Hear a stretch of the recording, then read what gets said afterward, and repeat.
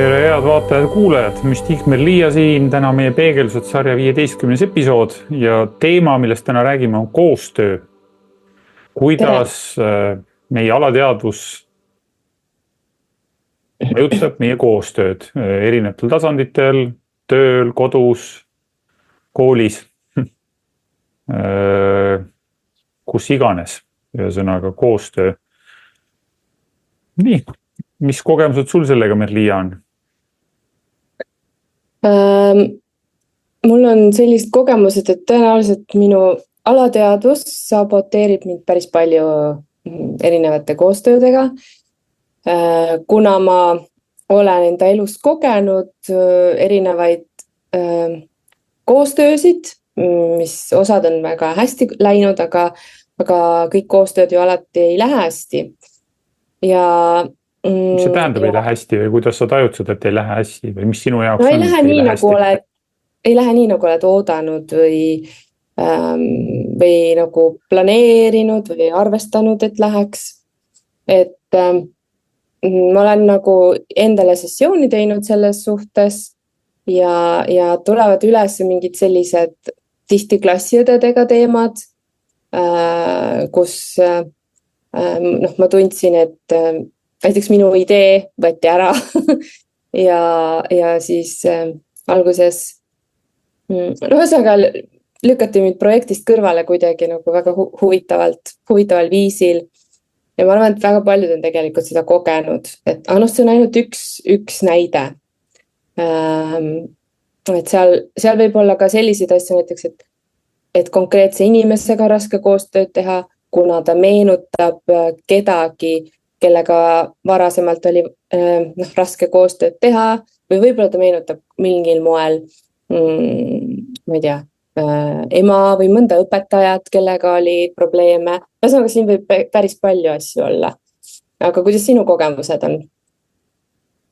Jaa, kui just selles mõttes põhimõtteliselt nagu sarnased või sisuliselt sarnased, et kui ma mõtlen näiteks, et ma teen sinuga päris palju koostööd ja et kui miskid asjad on nagu selles koostöös mind häirinud või seganud, et me oleme partnerid ja siis me teeme koostööd, teeme igapäevaselt koos teeme tööd, koostööd teeme erinevatel tasanditel. Et mis seal siis on käivitanud ja me oleme ju mulle ka neid hologrammi sessioone teinud sellel teemal. Ja mis sealt siis on nagu välja tulnud, ikkagi ka jah, päris palju sellised ülekanded nagu naistega, eriti emaga, et just kui pealtnäha, kui ma vaatan sind ja vaatan oma ema, siis te pole üldse just kui sarnased, et see soengud ei ole sarnased ja just kui kehakuju pole sarnane, hääl, just kui ma ei ütleks midagi, et sarnast, isegi ma ei oska nagu iseloomu kohalt öelda, et just kui oleksite millegi poolest väga sarnased kuskilt. Aga ometi nagu kui seal nagu nii-öelda sessioonis testida või et ma teen koostööd Merliaga, et mis sealt siis nagu välja on tulnud, siis on ikkagi kuidagi see juured viivad ikka kuidagi ema juurde, et kuidas ma nägin või kuidas ma tajusin või kuidas minu teadvus tajus, alateadvus tajus oma suhete emaga või kuidas ema suhtus isasse koostöös, ka sellised asjad, ikkagi ülekanded tekivad justkui. Või siis ütleme, minu alateadvus näeb siis sarnaseid ohtusid või sarnaseid hirme või sarnaseid stresse nendes kohtades. Et järelikult umbes nii, et kui ema nägi või ema hoiak oli nii, siis tõenäoliselt umbes kõikide naiste hoiak on nii. Või eriti minu partneri hoiak on tõenäoliselt nii või selle ema rolli esindaja on nii, kuigi see pruugi üldse nagu reaalsusega nagu klappida või kooskõlas olla, aga lihtsalt kuidagi alateadvus laseb seda nii näha ja paneb mind sellisel siis teatud moel reageerima, kas siis oma väge tõestama või oma väge kaitsma, teeb mind emotsionaalseks, võib-olla närviliseks, vihaseks, kannatamatuks, kärsituks ja ütleme midagi sellist. Just. No jaa, mul sama asi, et ma olen ka ise endale sessiooni teinud, teen koostööd ja on sama asi tulnud, et ikkagi vaata lapsena emad peavad meid nii palju juhtima. Ja eks endal on samamoodi emana juhtunud seda, et see juhtimine on vahel nagu emotsionaalne ja vahel niimoodi, et sa ei jõua nagu ära oodata, kuni siis laps nagu siis võtab sind kuulda ja võib-olla lähed nagu emotsionaalselt. Kuni ta õiget asja teeb. Just, kuni ta nagu õiget asja teeb. Ja siis võib juhtuda täpselt sama asi nagu tulevikus ka, et kaks võimalust, kas sa ootad, et sind keegi teine kogu aeg juhib või siis teine variant, et nii kui keegi hakkab natukene kuskil midagi seal nagu sõna võtma või juhtima, siis võib see kohe nagu trigerdada.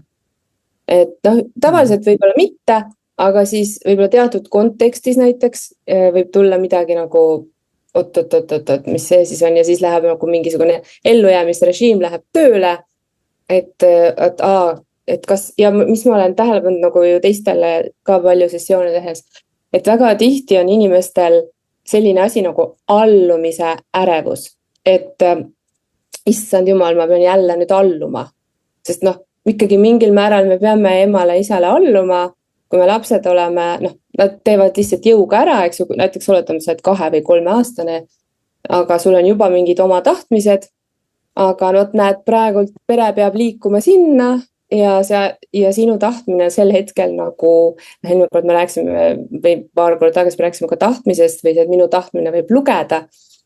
Ühesõnaga, asjad on nii omavahel seotud ja ühest mingist asjast võib tekkida mitmeid selliseid alateadlikke segadusi, et need kõik on klastrid. Jah, ütleme hea näide, et eelmine aasta me käisime sinuga kajakiga merel ja siis, et me mõlemad tahtsime nagu juhtida, sellest ei tulnud nagu midagi välja, suur tüli ja konflikt tuli sellest nagu ainult, et me ei saavutanud kokkulepet. Tõenäoliselt mõlemal tekkis mingi stress, et minul võib-olla stress, et naine tahab mind juhtida ja sinul võib-olla stress, et mees tahab mind juhtida ja siis oli veel teised kajakid ka stress seoses mingi rühmaga või mingi rühmajuhiga või juhendajaga või ühesõnaga paras ports oli seal koos. Paadis oli meil veel selline teismeline laps, 10-11. Tõenäoliselt siis meie enda selle vanuse päästikud ka veel, mida me selles vanuses kogesime, olid meil seal nina all, ühesõnaga. Ja siis, et siis ma mäletan, siis oli justkui see otsus, et me enam ei lähe kunagi koos sama kajakiga merele. Ma ei tea, ma arvan, et täna ma mõtleks, et võib-olla ikka läheme veel. Ma arvan ka, et lihtsalt see ongi see, et mingi hetk sa ikkagi lahendad need segadused ju ära, et need ei jää eluks ajaks.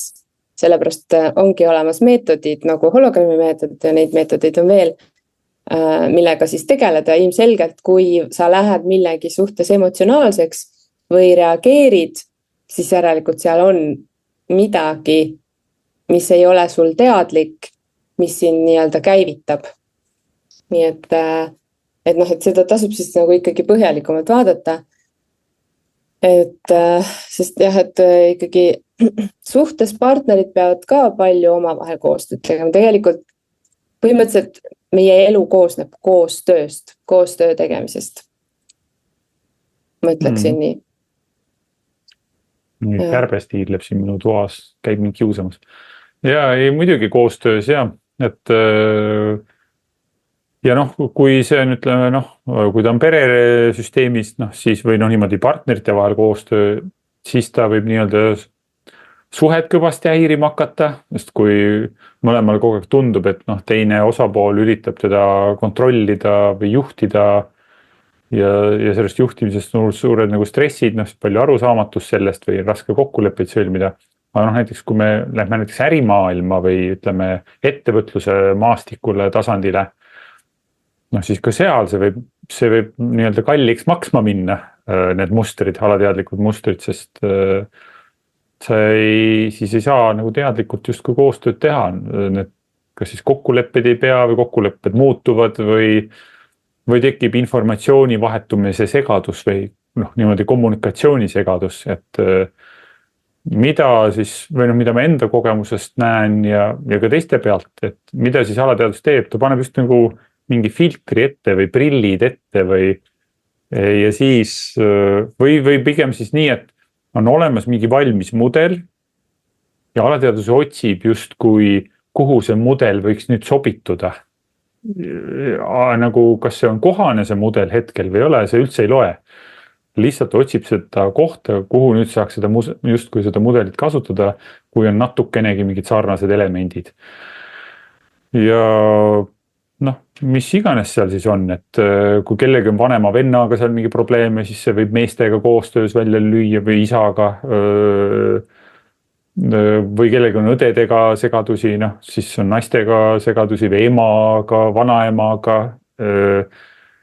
et siis ka nagu noh, et raske võib-olla lõdvestuda või enda ees seista, et noh, võibki nagu nii-öelda jõud ära kaduda, et nagu justkui teine osapool nagu domineerib või kehtestab oma tingimused ja siis see teine osapool, kes on siis nagu justkui kogu aeg lapsena pidi alluma emale või ma ei tea, näiteks vanaemale seoses mingi tegevusega, siis ta tunneb, kuidas noh, ta ei suuda enda ees seista või enda tingimusi väljendada või enda soove või piire väljendada.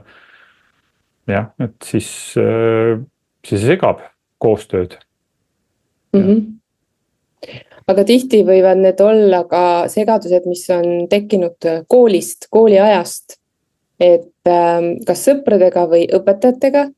Hämmastavalt sageli tulevad sessioonis ette õpetajad, näiteks täna tuli jälle just õpetaja ja tuleb vaata see sooritamise pinge, et ja huvitav on nii, et sellega mitte lihtsalt ainult see, et ma saaksin vabalt koostööd teistega teha, vaid seal tekib isegi nagu selliseid segadusi, et üleüldse mul on autoriteet midagi teha, ise valida. Aga siis sealt juhtubki see, et nagu koostöö on täiesti stressis, sellepärast et juba kõik inimesed tunduvad natukene ohtlikud, et noh, et mida nad minust tahavad. Et siuke õpetajate nagu mingid ütlemised, sest õpetajatel on ju endal ka väga palju alateadlikke segadusi, mida nad ei ole lahendanud. Et mõned õpetajad käivad ringi nagu sellised sütikuga pommid, nagu noh, selles mõttes, mis nendel endal nagu toimub, kui võib-olla keerulises kohas nad ise on, peaksid võtma aja maha, aga noh, see töö on selline, et sa ei saa võtta aega maha. Ja noh, praegu võib-olla on natukene nagu, kuna need reeglid on tugevamad, siis õpetajad on alalhoidlikumad kui võib-olla nõukaajal, noh sellega, et mida nad ütlevad või kuidas nad ütlevad, aga siiski väga lihtne on tekitada selliseid segadusi, et kas ma olen piisav, kas ma olen pädev, kas ma saan hakkama, mida minul on nagu, kui ma hakkan nüüd koostööd tegema, mida minul üldse on anda sellesse koostöösse ja siis pigem nagu, et ma ei saagi koostööd teha, ma ei ole koostöö inimene. Ma ei ole piisavalt tark näiteks või minu sõnal pole kaalu või noh, sellised asjad on väga lihtne koolis tekkima nii-öelda inimestel, et ma olen enda sessioonis palju selliseid nii-öelda noh, justkui ma ütleks targad inimesed, et me arutame keerulisi kontseptsioone, keerulisi struktuure, nad mõtlevad, nad näevad, nad loovad, noh, ühesõnaga nagu hoomavad kogu seda liikumist, mis on päris kohati teinekord päris keeruline, abstraktne. Ja siis selgub, et noh, ta ei usu üldse, et ta on tark, noh, et ta arvab, et ta on rumal. Et kuidas see võimalik on, sa ei saaks ju aru, millest ma räägin sulle sessiooni ajal või sa ei saaks sellest liikumisest üldse arugi, kui sa oleksid rumal. Et see poleks võimalik, et see ei ole ju reaalsus, see ei ole nagu fakt, et keegi ja inimene süvitsi võib uskuda, et noh, ei, ma olen rumal, noh, mina ei ole, sest noh, aastaid ja aastaid sai sellist tagasisidet koolis. Ma ei tea, siis läbi innete või põhimõtteliselt läbi innete enamasti, aga ka muidugi läbi ütluste või noh, võib-olla ka klassivendade, klassiõdede ütluste või hinnangute ja ja võibki olla ja nüüd, kui me nüüd, noh, see koostöös ja no siis ongi koostöös, et see alateadlikud segadused, noh, keeravad selle koostöö pea peale, ütleme nii, et seal energia ei hakka liikuma, mis on ka huvitav see, et just selle hologrammi, me nimetame seda hologrammiks siin sellest hologrammi meetodi töös, kuidas ise magnetväljaks või kuidas me seda energiaväljaks või kuidas me nimetame, mind hämmastab endiselt see, kui tugeva magnetismiga ka see on. Et üks asi on see, et okei, noh, sa ütled mulle midagi ja mina läbi oma filtri näen sellest kohe mingit rünnakut või mingit sellist on ja siis reageerin emotsionaalselt. Noh, see on üks asi, et ma näen nagu või kuulen või tajun kuidagi moonutatult seda reaalsust, et reaalsus ei ole tegelikult see, mida et sa ütled midagi ja ma loen sealt välja mingi rünnaku enda suunal, siis sa ütled, mis asja, kuidas sa siin mingit rünnakut nägin, nagu see ei olnud üldse nagu mingi taotlus või seda ei olnud siin üldse sees. Aga teine asi on see magnetism, et kuidas see magnetiseerib ka reaalset olukordi. Noh, nagu üks asi on, et ma näen mingid olukordi, aga nagu faktiliselt nagu reaalsed olukorrad, et kas siis inimesed satuvad, ma ei tea, näiteks suhte tasandil, et iga kord satuvad, ma ei tea, joodikust mehe otsa või see ei ole ju filter või ma ei näe nagu moonutatult reaalsust, päriselt mees joob, selles mõttes see ei ole nagu mingi, et ma ei näe reaalsust reaalsena, et tegelikult ta ei joo, et päriselt magnetiseeribki nagu inimese hologramm talle teatud kogemusi korduvalt ja korduvalt ja korduvalt ja siis inimene mõtleb, mis jama see on, kas siis keha tasandil või suhete tasandil, koostöö tasandil. Et ma mõtlen, mul oli varem päris palju sellist nagu sellist mustrit, kuidagi see võib-olla endiselt mingil moel liigub, aga mul tundub, et see on nagu selgemaks läinud või kergemaks või just selgemaks või teadlikumaks läinud, et ma sattusin kogu aeg nagu teiste visioonide sisse. Isegi teinekord ma nii väga ei tahtnud sinna sattuda, teinekord ma tahtsin ka sinna sattuda, ise nagu valisin niimoodi. Aga ma lasin ennast nagu ära rääkida, tule tee sa oskad nii hästi või tule tee seda ja sul tuleb see hästi välja. Ma juba ette teadsin ju seda hetke, kui seda öeldi, ma ei taha seda. Aga näed, siis vanasti ikka, okei, tulen ja siis oled siis seal kõrvuni sees nendes asjades ja ei oska sealt nagu välja tulla enam või. Ja siis taganeda ka enam ei saa justkui. Ei oska nagu taganeda või välja ka tulla, et kui oled juba lubadus andnud, siis nagu ikkagi teed, pead oma lubadust või teed nagu ära, mis lubatud. Aga jah, et see suke äraütlemine või enda ruumi hoidmine, ei ütlemise kunst nii-öelda, et mitte öelda siis, et öelda nagu nii-öelda jaa enda visioonidele ja siis alles jaa teiste inimeste visioonidele või teistele projektidele või kõigepealt öelda jaa enda loomingule. Aga ma mäletan see, kui see endas kahtlemine nii nagu baasiline või nii varjatud ja sügaval, ega siis ei oskagi öelda nagu jaa kuidagi enda asjadele, sellepärast et siis kuidagi ongi lihtsam kellegi teise projekti sees nagu teha, just kui oma asja, aga tavaliselt see ikka viib lõpuks sellisesse ummikusse ühel hetkel, sest ikkagi need ei kattu niimoodi 100% need nägemused ja siis ei tunne ennast hästi seal koostöös siis sellisel moel. Kui on eriti, kui on selline, teinekord võib olla koostöö väga hea ju, et kuidagi samal tasemel üksteist väestatakse ja üksteist tõstetakse ja mõistmine, aga see võib olla ka suke nagu autoriteedi tasandilt nagu koostöö, et keegi ütleb, kuidas me teeme ja kehtestab ennast väga jõuliselt ja energeetiliselt, siis ühel hetkel see hakkab ikka varem või hiljem häirima ja siis sest seal ei ole nagu sukest nagu teise osapoole loovuse tunnustamist või teise osapoole kui looja tunnustamist, et siis see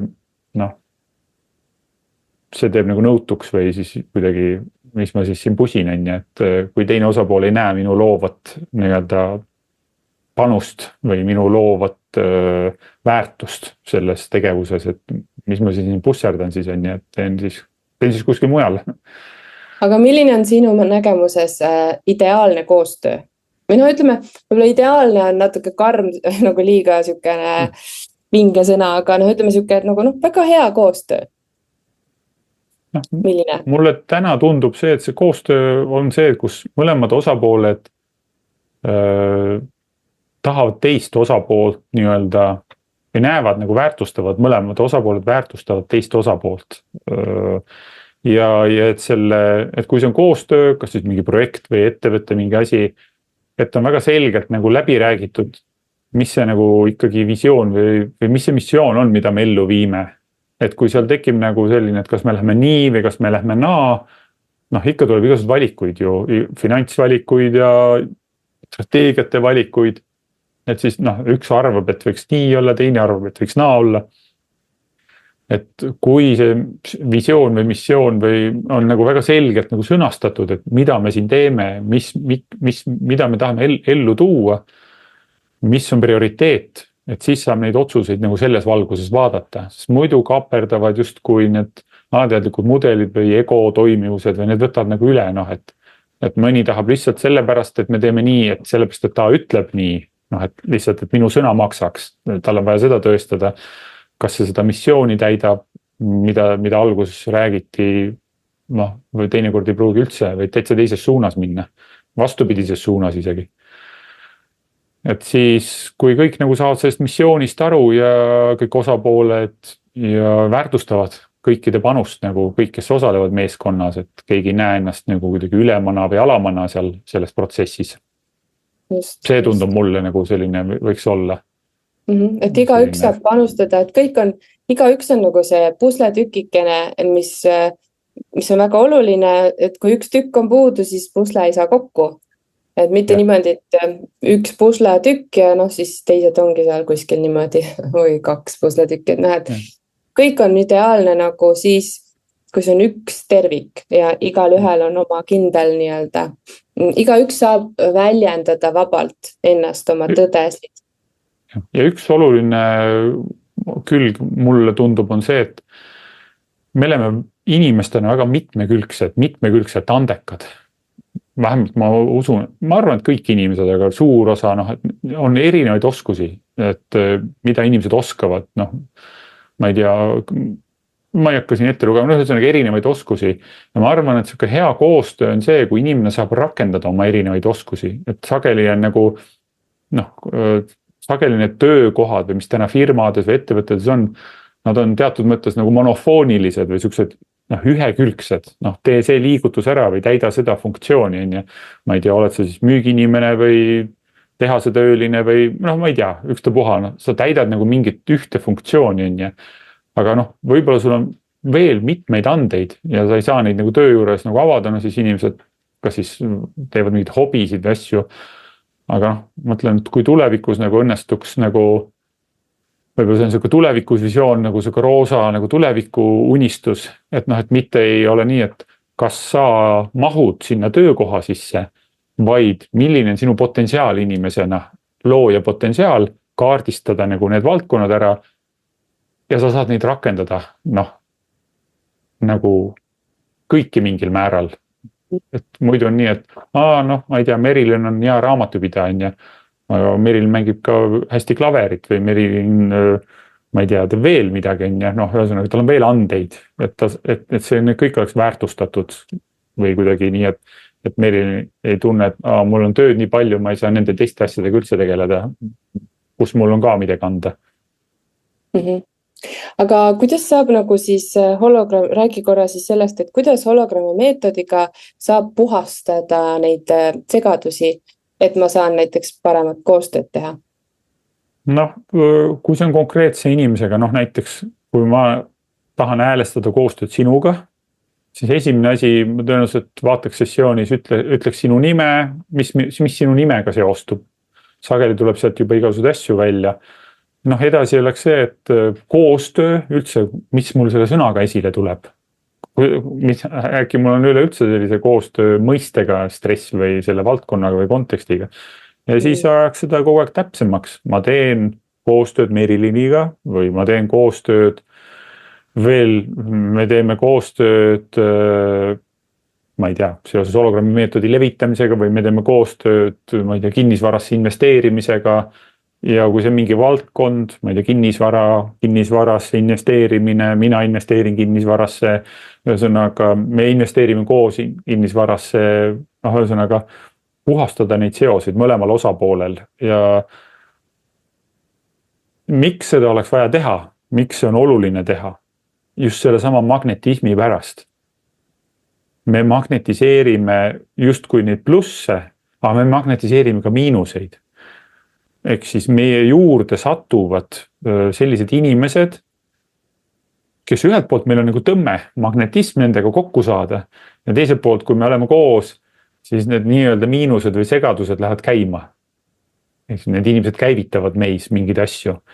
Kui on selline meetod, hologrammi meetod või mingi muu meetod, konstellatsioonid või millega siis seda töödelda, mis sealt üles tuleb, et mõlemad osapooled saavad aru, et okei, siin info ei liigu või me lähme emotsionaalseks üksteise peale või mingi segadus on, et siis seda puhastada. Aga siis muidugi mõlemad osapooled peaksid seda siis teadvustama, et seda oleks vaja teha. Kui üks osapool ei saa aru, et seda raiub oma vaatenurka või oma poolt, siis tõenäoliselt see koostöö ei kesta siis. See ühel hetkel vajub just kui oma loomulikku hajumisse ja tekivad siis uued väljakutsed. Sest kui näiteks sina teed oma nagu hologrammi nii-öelda selles kohas selgeks, siis sa lihtsalt hakkad teistsugused inimesed magnetiseerima. Need, kes ei haaku selle sagedusega, nad lihtsalt, need koostööd hajuvad või kaovad ära. Sa ei tunne ennast, need ei inspireeri sind ja tegelikult teisele osapoolele ka ei sobi enam. Jah. Ja siis saad puhastada, et kui näiteks ala inimene on kogu aeg pidevalt kogenud mingite koostöödega, et ühel hetkel just kui teda hakatakse ära kasutama või tema energiat hakatakse niimoodi, et tahetakse järjest rohkem ilma sellele vastu andmata midagi. Isegi täiesti tavaline võib olla näiteks töötaja, palgatöötaja, muudkui oodatakse talt rohkem, aga palka näiteks ei taheta tõsta. See on ka samamoodi näide ju tegelikult koostööst, aga mis iganes, et näiteks võib-olla sa oled siin üksiküritaja, et sul on üks ühele kliendid, kes käivad sinu juures. Et sa tunned, et on aeg näiteks seda hinda tõsta, sinu teenuse hinda, aga need, kes tahavad sinu teenust, nagu mõtlevad, et kuidas sa jälle nüüd hinda tõstad, et kuigi tema tunneb juba, et ammu oleks olnud aeg, seal on muidugi ka ilmselt väärtuse teemad taga, et kas ma teen piisavalt väärtust, aga seal, ma olen lihtsalt mitme inimesega suhelnud ja ka nagu sessioonidel, et on nagu see koht, et mind kasutatakse ära koostöö olukordades. Et siis ilmselt on nagu segadus endal, et kuidas seda näiteks kuidas sellisel puhul seda lauset üle seada või mis võiks olla see nagu see positiivne lause, et ma saaksin niimoodi teha koostööd, et ei tule seda tunnet mul üldse peale, et äkki mind kasutatakse ära koostöös. Kuidas sa ennast tahad tunda seal siis selle asemel? Mind väärtustatakse või mind tunnustatakse. Kas siis võib olla, et ma peaksin hakkama tegelema, aga üleüldse, et ma ise kõigepealt suudan ennast väärtustada ja et ma nagu tajun 100%, et kui ma lähen koostöösse, siis mina annan see, mis mina pakun, et see on väga väärtuslik. Et sellega siis töötama. No ja ikka just kui nagu enda poole peaks see nagu tähelepanu liikuma enda sisse igal juhul. Sest muidu on nii, et kui sul õnnestubki väljas see asi kontrolli alla saada või kuidagi teha nii, nagu sa tahad, siis tegelikult see holograafiline magnet töötab ikka edasi. Ja siis järgmine kord sa võitled jälle sama võitlust, siis pead uuesti hakkama seda välist keskkonda kontrollima. Et kui see sisemine magnet nii-öelda on häälestunud teistsugusele sagedusele, siis sa ei pea iga kord seda võitlust jälle uuesti otsast alustama. Et ma pean saama nüüd jälle selle kuidagi selle keskkonna mind väärtustama või noh, et need partnerid hakkaks uuesti ikkagi mind väärtustama ja okei, nemad ei väärtustanud, minge siis tead sinna kohta ja lähen edasi oma elus. Noh, aga siis see magnetism tõmbab jälle nagu sarnased partnerid või sarnase iseloomu või karakteriga koostöö ja noh, jälle hakkad seda otsast peale, minge jälle ja siis lähed jälle edasi ja noh, ühesõnaga krutid nagu just kui sama energiat siis jälle. Ehk siis tegelikult on ikkagi päris baasiline asi see väärtuse teema, väärtuse tunne, et mul tuleb praegu kohe meelde see, paljud on rääkinud sellest, et kuidas eestlased nagu ennast maha tõmbavad, et kui on mingi rahvusvaheline koostöö projektid on ju, siis kuuled, kuidas teised seal räägivad, et oi, ma oskan seda, ma olen sellest nii hea, noh, haibivad ennast ikka korralikult üles ja siis kui reaalselt ja eestlane siis ma siin natukene midagi oskan ja siis kui nagu reaalselt nagu hakatakse siis vaatama, et noh, mida sa oskad ja siis tuleb välja, et see, kes ennast hästi seal üle haipis on ju väga paljust rahvused teevad seda, et noh, midagi natuke oskab, aga see pole midagi, aga siis see eestlane, kes ütles, et ma siin midagi oskan, on tegelikult võib-olla väga tippspetsialist ja proff on ju selles asjas. Et eestlastel on see, kuna meid praegu kuulavad enamus eestlased, siis eestlastel on see baasiline väärtuse teema, et ma annan nii palju väärtust koostöösse. Jaa, just, et väga hea point, mis sa välja tõid, et see on ka, tegelikult on päris paljudest sessioonidest läbi käinud. Noh, tõenäoliselt see kõik see nõukaaeg ja sõjaaeg ja noh, suke alahoidlik ja peitu hoidmine ja kõik see oma jälje jätnud, aga tõepoolest, et ameeriklane või austraallane või mis iganes, amazing, fun, noh, super, on ja tegelikult enamus eestlasi võiks ka juba default öelda enda kohta, I am amazing, meil on jumal hea haridus, enamasti me oleme head spetsialistid sellel ajal, me oleme kohusetundlikud eestlastena, sageli põhjalikud, ausad isegi, ma julgeks pakkuda, et me võiks vabalt öelda, we are amazing, we are Estonians, we are really amazing, high skilled, ühesõnaga, me võiks vabalt kõiki need laused oma tutvustusse panna või iseendast rääkides kasutada neid rahvusvahelisel tasandil. Sest me tõepoolest eestlastena oleme amazing'ud ja really awesome'id, et selles mõttes ei ole siin mõtet tagasihoidlik olla. Et noored tõenäoliselt, kes on kasvanud nii-öelda turvalises keskkonnas nii-öelda või turvalisel ajastul juba, suudadki seda, julged minna Eurovisioonile ja jalg ei värise, kui lähevad nagu suure publiku ette või interneti, YouTube. Nende enesekindluse tase on teine täiesti. Jah, enesekindluse tase on teine, aga see ei ole võimatu ka, ütleme, keskealiste jaoks. Tuleb lihtsalt teadvustada seda, et need on olnud meie vanemate mudelid, ellujäämise mudelid, me ei pea neid edasi töötlema, võime need ära lõpetada, sest need segavad koostööd, segavad, ma ei tea, ettevõtlust, oma loominguga välja tulemist, mida iganes. Ja sinna võib täitsa rahanumbrit taha panna. See on suur teenimata raha või saamata ka raha tegelikult, sest sa ei saa, kui sa teed midagi hingest, sul on nagu mingi hingemissioon või sa usud endasse või oma loomingusse, sa teed seda kirega ja inimesed tunned ära südamest, et sa teed seda, ja see magnetiseerib, ja see avaldub varem või hiljem ka sinu finantsides, et sa seda teed. Kirega. Ja, et sa seda kirega teed, jah. Et eks täna otsad kokku tõmbama, tahad sa midagi lõpetuseks veel öelda? Mina tunnen, et mul on öeldud, mis ma öeldud olen tahtnud. See on kõik, mida ma selle asja kohta öelda olen tahtnud nagu Forrest Gump ütles. Öelda võib lõpmatuseni, aga lihtsalt praegu midagi mul nagu kripeldama ei jää. Et on kõik, mis ma tahtsin öelda, on mul öeldud tänaseks. Ma ütleks veel lõppu siia üles, et kui sina, kes sa seda kuulad praegu, tõenäoliselt oled sa päris amazing ja really awesome. Ja võiksid teha koostööd rahvusvahelisel tasandil. Jah, võiksid teha koostööd rahvusvahelisel tasandil.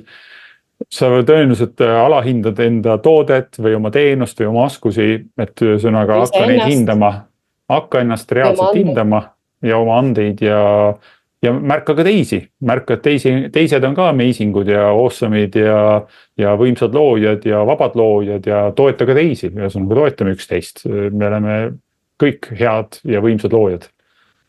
Toetame üksteist. Ja kohtume jälle peegeldustes järgmisel nädalal. Kohtumiseni.